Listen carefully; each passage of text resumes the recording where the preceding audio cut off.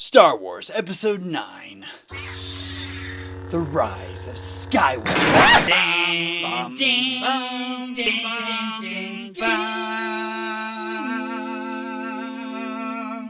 So Star Wars Episode 9, The Rise of Skywalker, is directed by J.J. Abrams and is written by Chris Terrio and J.J. Abrams. It stars Daisy Ridley, Carrie Fisher, John Boyega, Oscar Isaac, Adam Driver, Anthony Okay, I'm endgaming this. There's a lot. IMDb. Boom. Okay, so there's a lot. George Lucas had a 9-film setup, and here we are. It's done. Now, yes, I know there were some changes made. So yes, this may not be what we were originally in for, but ignorance is most definitely bliss, my friends. You will love this movie. That's kind of what I have to do if you're a weak-minded Star Wars fan.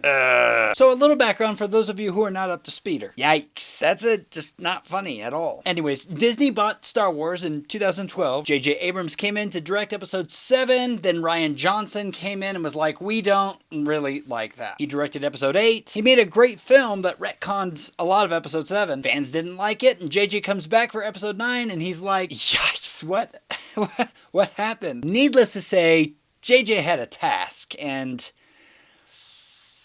characters. I hate the word Disney-fied because it's kind of a lazy way of saying you don't exactly know why you did or didn't like something. I like what they did with these characters in this movie because they rely on what we already know about them while also building upon what we already know about them, aka character development. I thought Rey was great as usual. Kylo Ren, I've always been kind of like hit or miss on him, but they did good. Like, this is what I wanted for Kylo Ren. Everybody else was awesome. They have a couple of new faces that I was pleasantly surprised with. I have to be honest, though, there were a lot of Here you go. The distraction is that this movie could have totally been 2 movies. Just because there's character development doesn't mean that the movie's entirely off the hook. It's not the film's fault, though. I mean, if Disney had made a roadmap in the first place, then, this would have probably been a great direct sequel to The Force Awakens. It was just wrapping up so much so fast that I couldn't appreciate the facts. One of which was that the characters were being taken places. They grow, they feel. I just needed some breathing room for it is all. And some tissues. These characters do have some great moments and points of no return, so you truly do feel for them. So I say, well done. I buy the arcs. Acting. I really got to give props to this movie. In fact, you're going to hear me give this movie a lot of props because JJ, I know what he was up against. You've got Disney wigs asking him to retcon Last Jedi while also wrapping up a 9-film saga. What? So there's gotta be like a movie's worth of deleted scenes in order for these actors to have pulled out so much emotion out of a movie that feels so crammed that it seems almost superficial. The performances are great. Emotional, powerful, almost tiring even. We just needed more time with them. Let me take in these performances. It's like, whew, okay, it's done. This is why I think I need a second watch, because I really only have one. Aside from that, I may need to watch this movie a few more times. I mean, I'm going to watch this movie over and over and over again, but this time I feel like I need to just to wrap my head around it. Perhaps even before I rate it. Dialogue. This movie has a lot to say. Literally. It has a lot to say. The good thing is that for the most part, it's important stuff and it's well written. Pretty expository at times, but I just don't know if there was really any other way. On top of that, there were a couple of lines where I was like, okay, are we going to address that any further? Oh, okay, guess we're not. Just slow down. Snyder cut it. But like I said, I'm not sure there was really anything they could have done about it, considering the circumstances. There are some great lines in this movie that I will always remember. It's just like cramming 35 sentences into an opening crawl. Also, a lot of lines are recycled, but they have purpose other than just to give us fan service. Though the fan service is very well appreciated. I liked the dialogue, guys. I wanted more of it. It's a good thing. Story. The one real gripe that I've had with this movie is that I think that the first half of it should have been taken, slowed down, and made a direct sequel to Episode 7. Then take the second half, slow it down, and make it Episode 9. Despite my love for Last Jedi. I don't know, just take the first half and combine it with Last Jedi. I'm just saying, slow down. That just isn't the movie's fault, though. Disney just really they just didn't handle this trilogy very well. For one thing, my number one complaint with the sequel trilogy as a whole is its lack of atmosphere, or at least time to take it in. Episode 1 was Naboo, Episode 2 was Geonosis, Episode 3 was Coruscant, Episode 4 was Tatooine, Episode 5 was Hoth and Dagobah, Episode 6 was Endor, Episode 7 was another Tatooine, Episode 8 was that one stupid planet and 10 minutes of Crate, and Episode 9 had more planets than our freaking solar system. That paired with the fact that this movie, it moves so fast that it kind of takes you out of it. Gosh, I feel like I'm just griping about that. I liked the movie. I just wanted more. I just wanted more. It's a good thing. It's a good thing. But, it's so much going on. So, I don't know. Going in a second time, maybe I'll just drink some Red Bull or something. Predictability.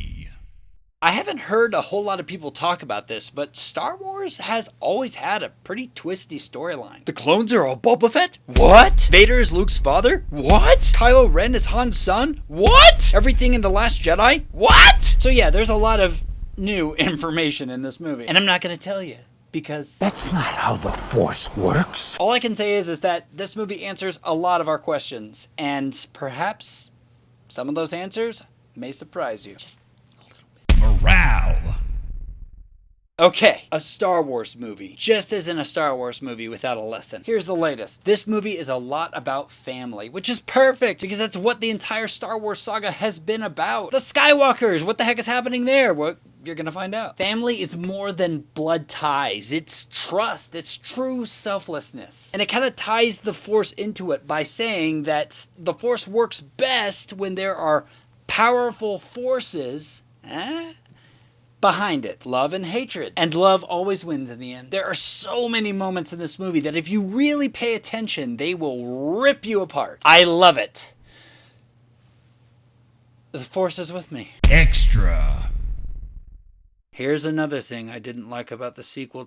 Hey, gosh, Damien, tell us how you really feel. Yeah, I know. This review is sounding less and less like a review and sounding more and more like a confessional, but I'm building to something better, so hear me out. The music in the sequel trilogy has just seemed extremely underwhelming. And I don't know if that is due to John Williams' health, bless his soul, but I can tell you, it was a lot more present in this movie. God, finally. I mean, the music in Star Wars is vital, which you can't really say for many other movie franchises.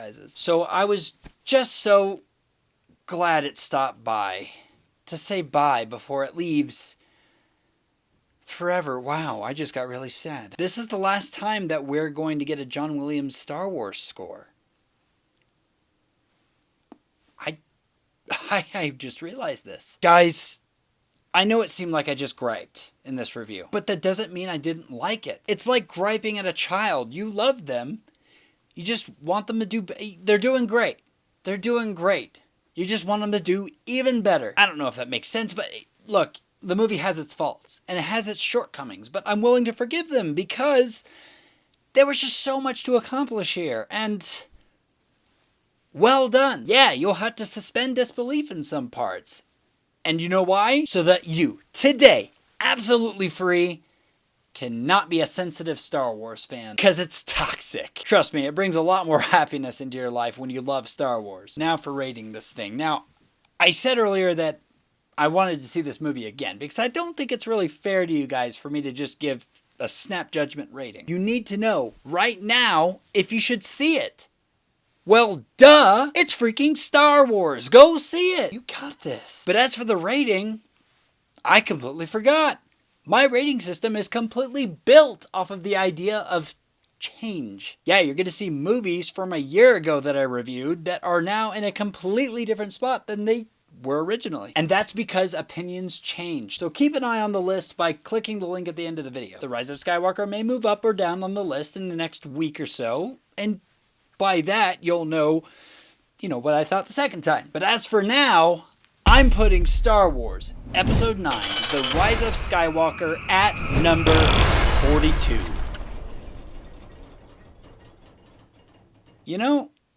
Maybe I ought to review the rest.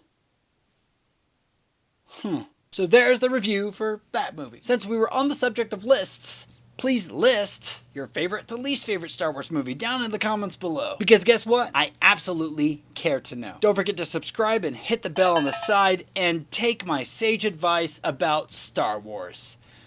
just like it. Thank you for watching, and I will see you next time on MovieSlayer.